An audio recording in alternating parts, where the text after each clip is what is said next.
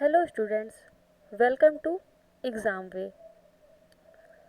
Students, आज हम UP junior assistant 2016 के पेपर का सेकंड पार्ट सॉल्व करेंगे, जो कि रीजनिंग है। इसका पहला पार्ट मैंने कल सॉल्व करा दिया था, जो कि हिंदी था। यदि आपने पहला पार्ट अभी नहीं देखा है तो आप उसे जाकर देख लीजिए, और इसकी लिंक जो है मैं डिस्क्रिप्शन में डाल दूँगी। और मैं आपको पहले ही बता चुकी कि हम सिर्फ प्रीवियस ईयर्स के पेपर ही सॉल्व करेंगे। तो चलिए शुरू करते हैं आज का सेशन। और आज आप लोग मुझे कमेंट करके बताइएगा कि आपके आंसर कितने सही हुए हैं, जैसे जैसे मैं करती हूँ। और आप भी अपने अपने सवालों को सॉल्व करते जाइएगा। यदि आपके सवाल सही हो तो आप मुझे कमेंट करके बताइए कि आपने कितने सही सवाल किए। तो चलिए शुरू करते हैं। आज का पहला क्वेश्चन है, यदि P का अर्थ प्लस Q का अर्थ माइनस है, और एक मिनट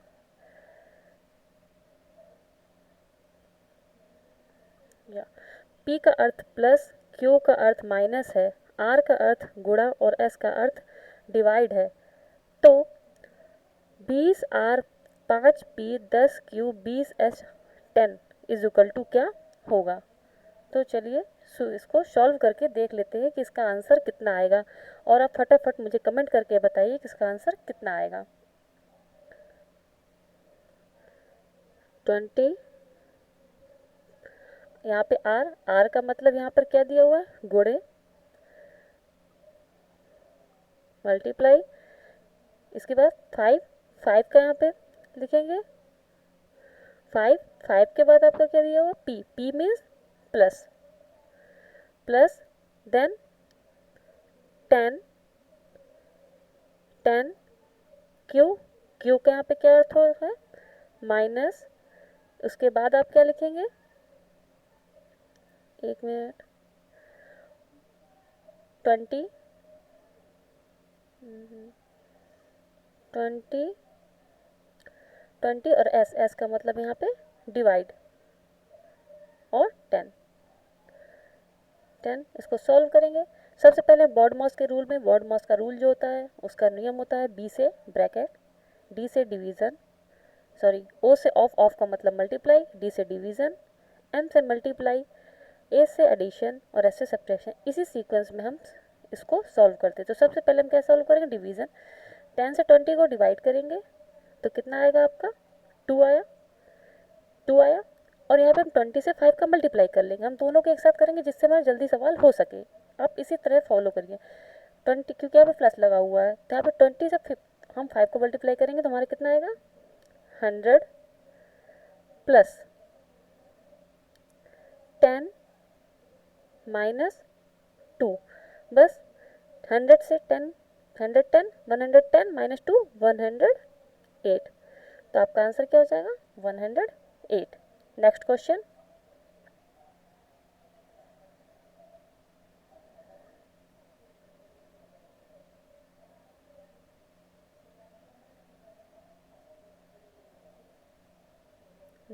है आपका,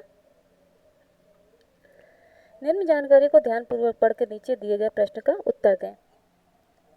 x प्लस वाई का अर्थ है एक्स वाई की माँ पिता है, x माइनस वाई का अर्थ है एक्स वाई की पत्नी है, x गुणे वाई का अर्थ है एक्स वाई का भाई है, और x हैशटैग वाई का अर्थ है एक्स वाई की पुत्री है। क्वेश्चन है, यदि m plus n hashtag l हो तो निम्न में से कौन सा सत्य है। ऑप्शन दिए हुए हैं। तो सबसे पहले हमें क्या करेंगे, हम इसको सॉल्व करेंगे। किस मेथड से, इस प्लस का मतलब क्या है, एक्स वाई का पिता है। तो यहाँ पे क्या होगा, एम एन का पिता है। एम क्या है, एन एम क्या है, पिता। जो भी मेल होंगे उसके ऊपर प्लस साइन लगाएंगे, और जो भी फीमेल होंगे उसके ऊपर निगेटिव साइन लगाएंगे। हैशटैग एल, हैशटैग का मतलब क्या है, एक्स वाई की पुत्री, अर्थात एन एल की पुत्री है। इसको हमने ऐसे किया, और एल की क्या है, ये पुत्री, मतलब एल क्या है, इसकी पुत्र, इसका ये पिता है और ये इसकी पुत्री, अर्थात ये कौन होंगे आपके हस्बैंड वाइफ। ये क्या हो जाएगा, निगेटिव हो जाएगा। अब आपसे क्वेश्चन पूछ रहा है, तो निम्न में से कौन सा सत्य है? एम एल का भाई है, गलत है। एम एल का पिता है, एम एल का पिता है, गलत। एम एल का पति है, एम एल का पति है, तो ऑप्शन नंबर सी आपका सही हो जाएगा। नाउ नेक्स्ट क्वेश्चन, निम्न में से असंगत को चुनिए। तो इसमें से आपको निम्न में से असंगत को बताना है, तो फटाफट आप हमें मुझे बताइए कि इसमें से क्या आंसर होगा। शेर, मांड, पक्षी घोंसला, बिल्ली म्याऊं, मधुमक्खी छत्ता।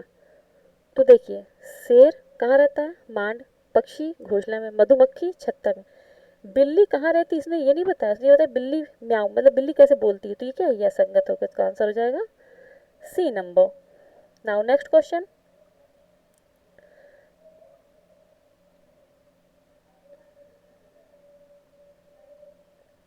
निम्न में से असंगत को चुनिए। सॉरी, 43 हो चुका है, 44। उस विकल्प का चयन करें जो चौथे चित्र से वही संबंध रखता है जो पहला चित्र दूसरे से रखता है। तो देखिए, स्क्वायर पहले और दूसरे में क्या है? ये स्क्वायर रेक्टेंगल और सर्किल है।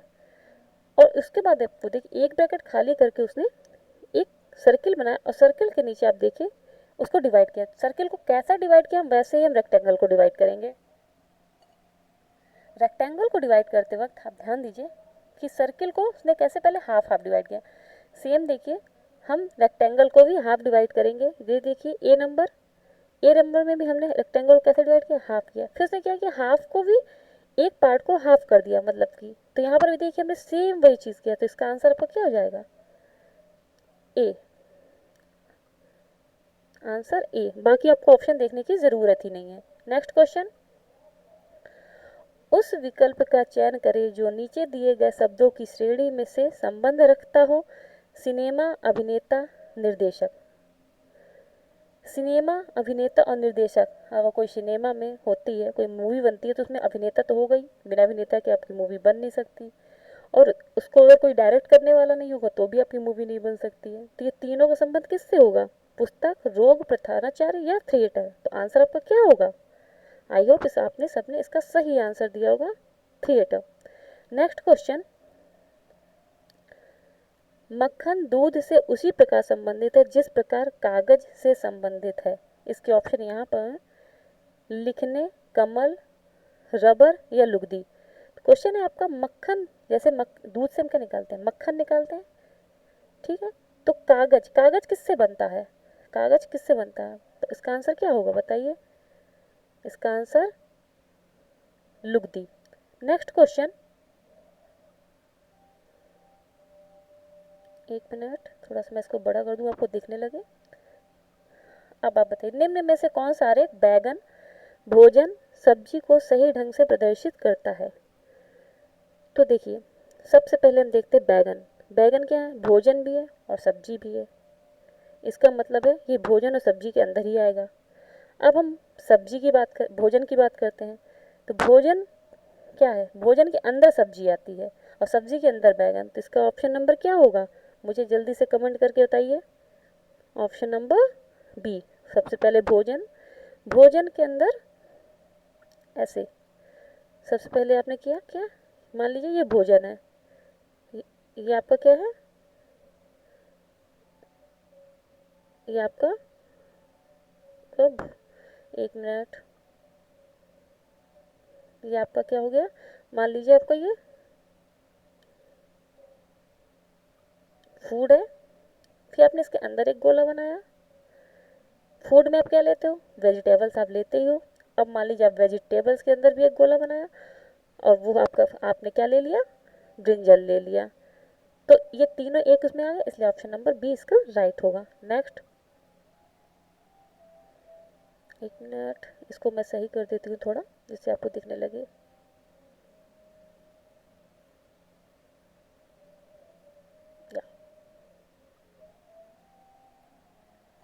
यदि किसी भाषा में गर्ल्स आर वेरी ब्यूटीफुल के लिए आपने क्या यहाँ पे यूज़ किया है? 9234, ब्यूटीफुल पर्सन नीड इनकरेजमेंट के लिए कूट है 4569। इनकरेजमेंट इज वेरी इंपॉर्टेंट के लिए कूट आपने यूज़ किया 3589। इंपॉर्टेंट पर्सनस आर रेयर के लिए आपने यूज़ किया 2681। ऐसे क्वेश्चन जब हम सॉल्व करते हैं तो एक चीज़ का आप ध्यान रखें, सबसे पहले आप ये देख लीजिएगा कि आप इससे पूछ क्या रहा है, उसके बाद आप इसके क्वेश्चन, बस ऊपर आप ये देखिए कि अगर कोड भाषा से रिलेटेड क्वेश्चन है तो सबसे पहले आप ये देखिए कि क्वेश्चन में पूछ क्या रहा है, उससे आपकी टाइम काफ़ी सेव हो जाएगा। सबसे पहले से आप हमने देखा कि हमसे वो क्या पूछ रहा, तो उसी भाषा में इनकरेजमेंट पूछ क्या रहा है आपसे, इनकरेजमेंट। अब आपको फोकस करना है कि इनकरेजमेंट कहाँ कहाँ पर है, तो आप देखिए encouragement beautiful person need encouragement इस लाइन में है, और इनकरेजमेंट इज़ वेरी इंपॉर्टेंट। अब देखिए पर्सन, ब्यूटीफुल पर्सन नीड, और यहाँ पे इज़ वेरी इंपॉर्टेंट, कोई मेल नहीं है, इसका मतलब सिर्फ इसमें एक ही इंपॉर्टेंट है, इनकरेजमेंट। क्या इंपॉर्टेंट, सिर्फ दोनों में इनकरेजमेंट है, तो आपको डायरेक्ट आंसर यहाँ से मिल जाएगा। आप सेकंड वाले में देखिए तो क्या कॉमन है, दोनों में क्या कॉमन आपको दिख रहा है, सिर्फ क्या आपको कॉमन दिख रहा है 48 नंबर में, ओनली 5, ओनली 5, तो आपका आंसर क्या हो जाएगा 5। नेक्स्ट क्वेश्चन,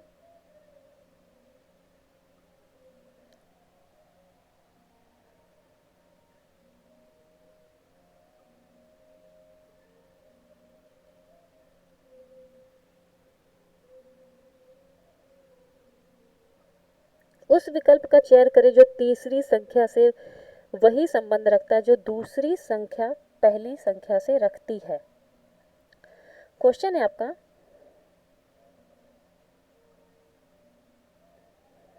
11 120, जो 11 और 120 में रिलेशन है वही 15 और आगे वाले में रिलेशन होगा। क्वेश्चन आपसे ये पूछ रहा है और आपको ऑप्शन दे दिए उन्होंने, तो इसके लिए आप ये देखिए, अगर आप ध्यान से देखिए तो 11 इंटू 11 अगर -1 कर देते हैं तो 121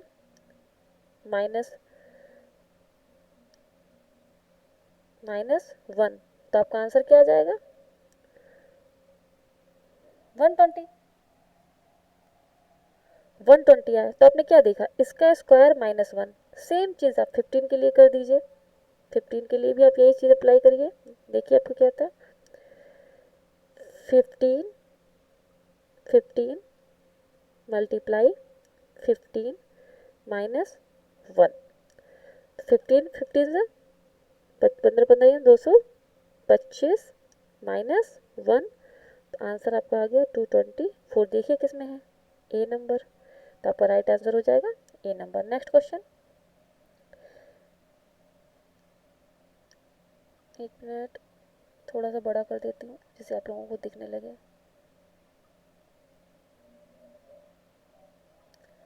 एक निश्चित कोड भाषा में पीपल को PEOPLE को ELPOEP लिखा है और आपसे कंट्री पूछ रहा है और आपको ऑप्शन दिए हैं, तो आपको ये बताना है कि इनमें से राइट कौन सा है।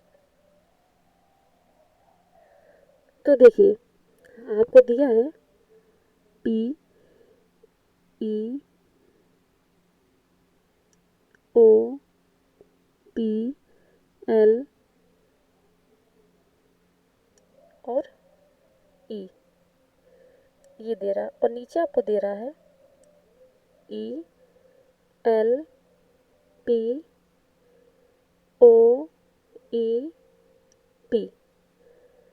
पी दे रहा है।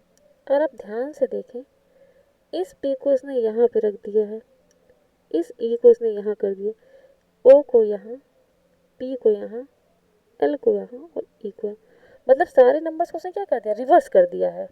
सारे नंबर्स को उसने, सारे जो आपके वेरिएबल्स हैं उनको उसने क्या कर दिया है, रिवर्स कर दिया। तो बस आप इसी तरह से कंट्री का भी देख लीजिए, लास्ट से देखिए तो जल्दी मिल जाएगा। वाई, वाई कहाँ पे, सभी में वाई है। फिर आर किस में सी सी डी और बी में है।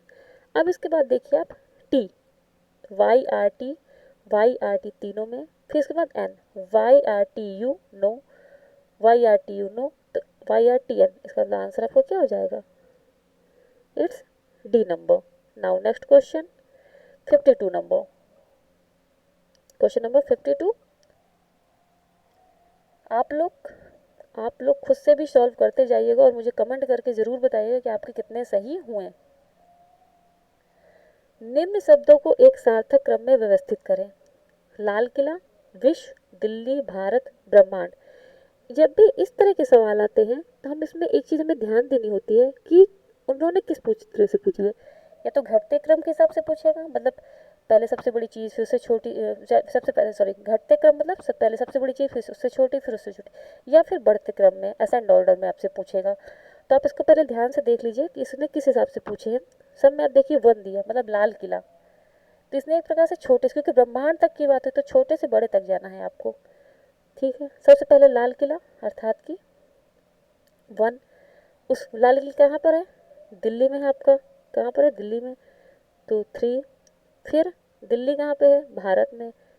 4। फिर भारत कहाँ है? विश्व में। 2। और विश्व कहाँ? ब्रह्मांड में। 5। बस जो ऑप्शन इसमें आपको मिल रहा है उसको टिक कर दीजिए फटाक से। 1, 3, 4, 2, 5। ऑप्शन नंबर 52 का B. Now next question, 1 minute.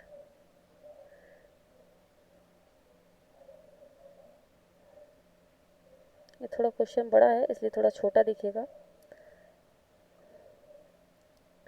नीचे दिए गए कथन का निष्कर्ष और विचार करें और यह ज्ञात करें कि कौन सा से निष्कर्ष दिए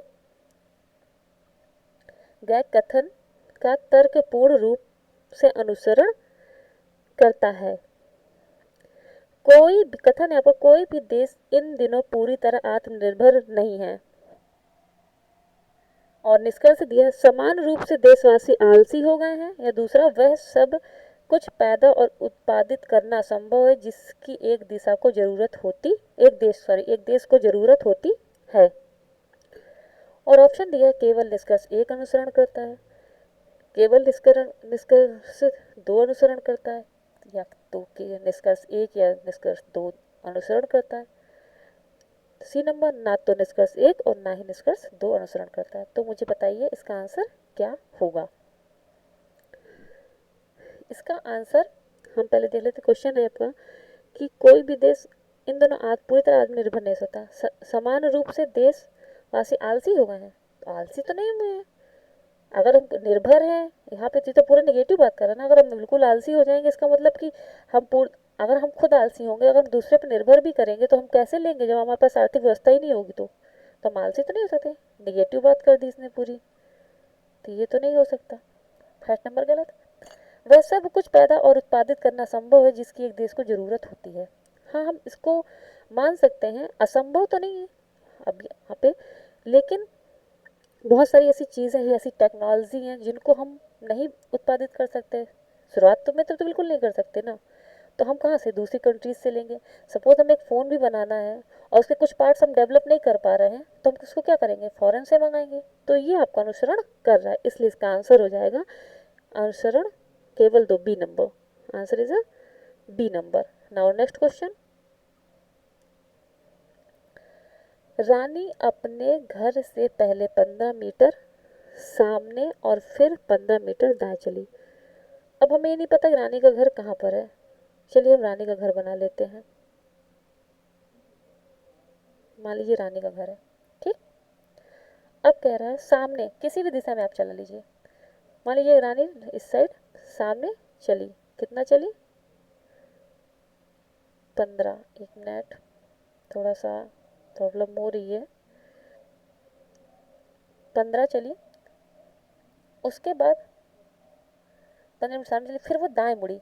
तो देखिए, अगर वो ऊपर तरफ जाएगी यहाँ से तो लेफ्ट, अब वो दाएं मुड़ रही है, तो आप इस साइड को घूमिए और दाएं तरफ देखिए, तो वो कहाँ पे मुड़ी?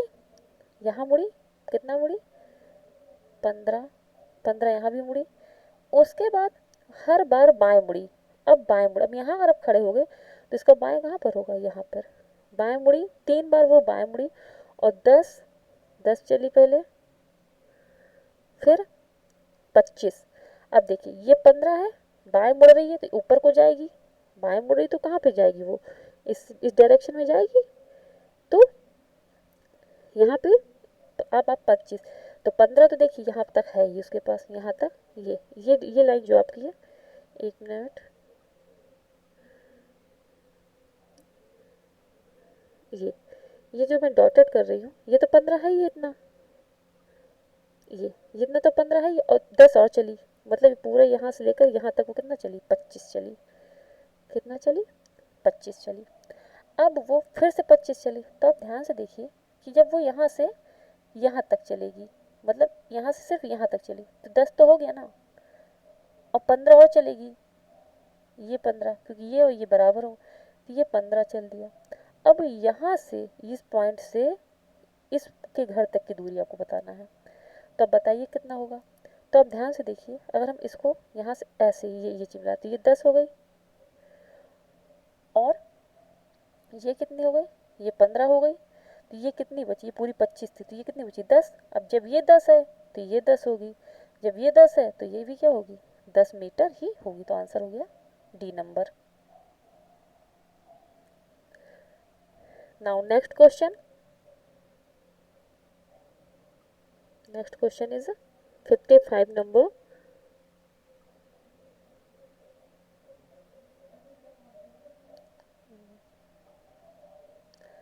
अनुपस्थित पद का चयन करें।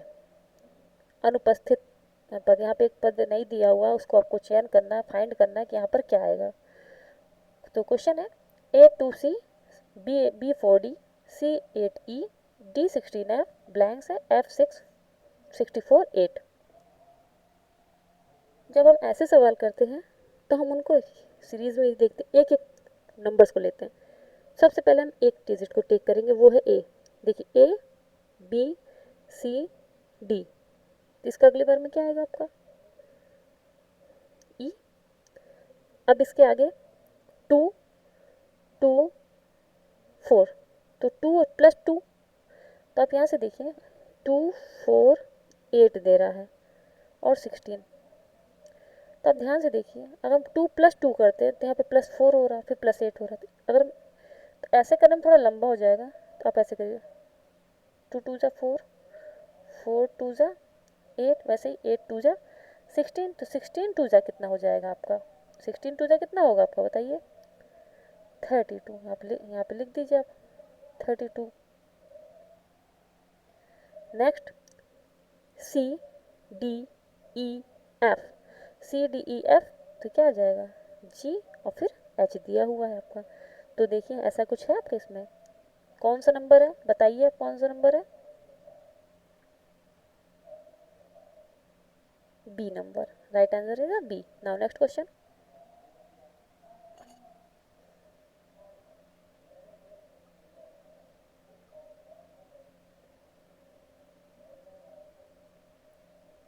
या क्वेश्चन है, आपको एक प्रश्न और 2 कथन दिए गए हैं, ज्ञात करें कि कौन सा कथन दिए गए प्रश्न के उत्तर को देने के लिए आवश्यक और पर्याप्त है।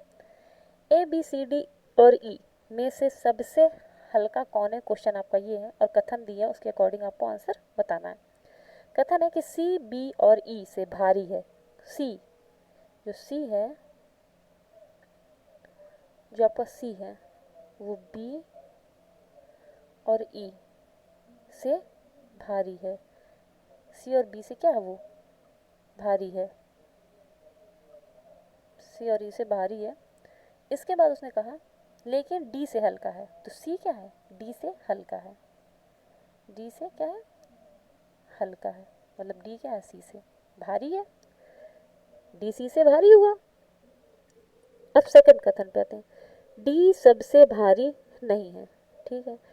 डी अगर सबसे भारी नहीं है तो सबसे भारी क्या होगा, ए होगा, सबसे भारी आपको क्या हो जाएगा, 1 मिनट, डी से भारी क्या हो जाएगा आपका, ए हो जाएगा, डी से भारी ए हो जाएगा, और डी से भारी सी है, और सी किससे भारी, बी और ई से।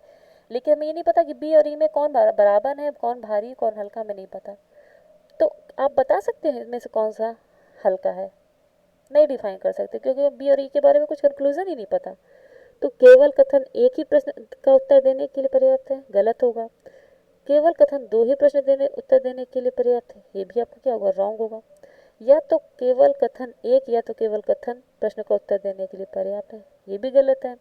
कथन एक और दोनों एक साथ भी प्रश्न का उत्तर नहीं दे पा रहा है, नहीं पर्याप्त देने के लिए नहीं है, तो ये क्या जाएगा? Answer number D. Now next question.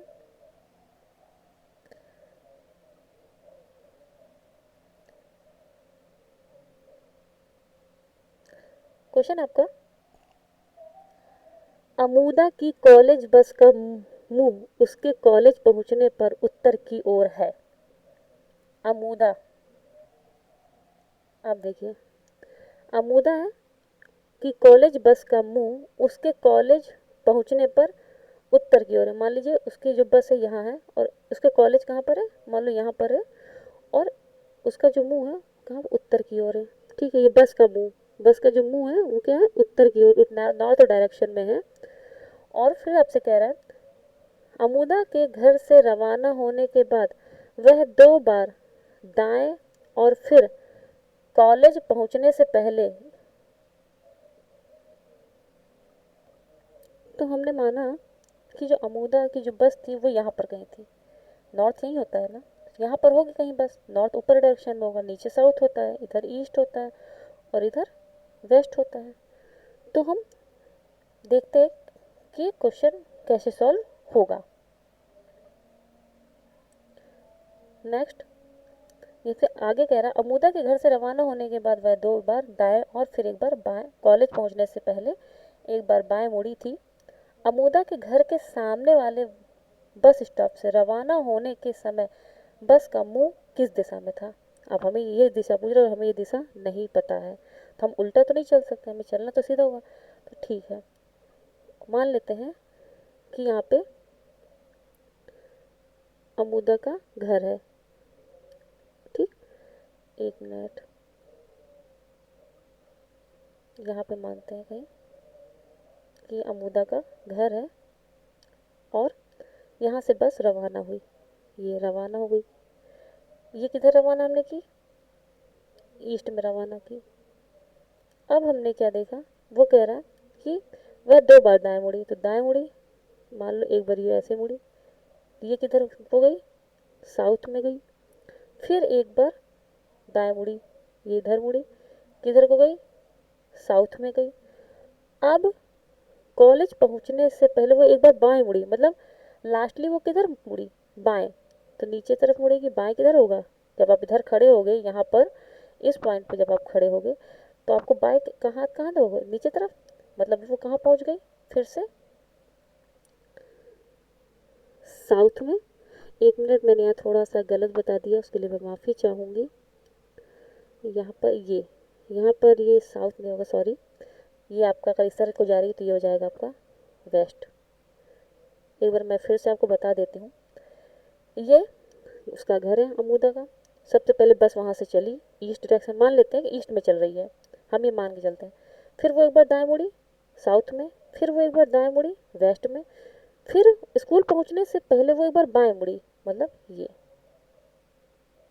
क्योंकि वेस्ट में ना, तो वेस्ट से ईस्ट से चलेंगे तो यहाँ पे आपका साउथ होगा, इधर आपका दाएं होगा। लेकिन जब आप वेस्ट डायरेक्शन में होगे तो आपका क्या होगा, ये डायरेक्शन आपका बाएं होगा और ये साउथ में है। लेकिन वो बस किधर पहुंची, बस तो कह रहा है कि पहुंची है उत्तर दिशा में। तो इसके लिए भी सिंपल सा आपको कुछ नहीं करना है। अगर आपका उल्टा आंसर आता है तो आप सारे डायरेक्शन को उल्टा मान लीजिए। आप मान लीजिए कि साउथ हमारा नॉर्थ है, सिंपल सा, बस फटाफट आपको हो जाएगा। साउथ को नॉर्थ मानिए, वेस्ट है क्योंकि सारे उल्टे माने, तो वेस्ट को आप मान लीजिए ईस्ट। फिर इसके बाद साउथ, साउथ को हमने मान लिया क्या, नॉर्थ। ठीक, ईस्ट, ईस्ट को मान लेंगे हम वेस्ट। तो आपका अमूदा घर चलते वक्त किस डायरेक्शन में थी, वेस्ट में, अर्थात कि पश्चिम में। आई होप आपको समझ आ गया होगा। एक बार मैं आप लोगों को, अगर आपको ये समझ नहीं आया तो आप एक बार फिर से वीडियो को पीछे करके देख लीजिएगा, और नहीं आया, फिर भी नहीं आया तो आप मुझे कमेंट करके ज़रूर बता दीजिएगा, क्योंकि थोड़ा सा ट्रिकी क्वेश्चन था। नेक्स्ट,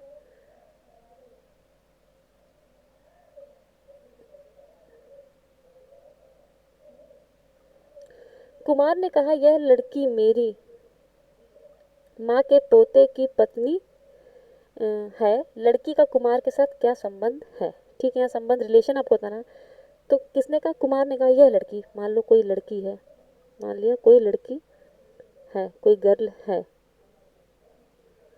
कोई गर्ल है, मेरी माँ के पोते मतलब कुमार की माँ, कुमार की माँ के पोते मतलब माँ के, कुमार का मतलब पोते ना, तो कोई यहाँ पर उसका होगा, क्या होगा, ग्रैंड सन, कोई ग्रैंड सन, पोता मतलब कि प्लस होगा।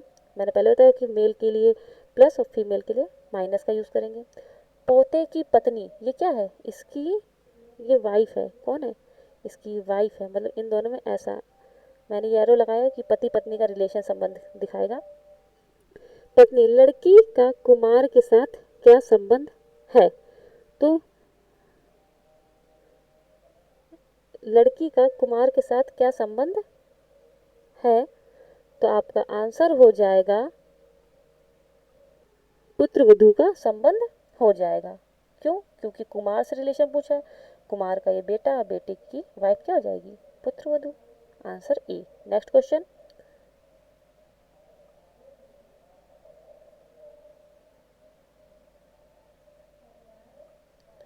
नीचे दिए गए कथनों और निष्कर्षों पर विचार करें और ये ज्ञात करें कि कौन सा से निष्कर्ष दिए गए कथनों को तर्कपूर्ण रूप से अनुसरण करता है।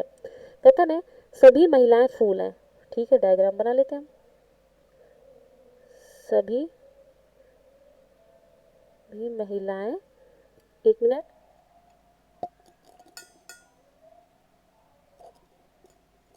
सभी महिलाएं क्या है, सभी महिलाएं क्या है, फूल है, सभी महिलाएं फूल है और सभी फूल तोड़ते हैं।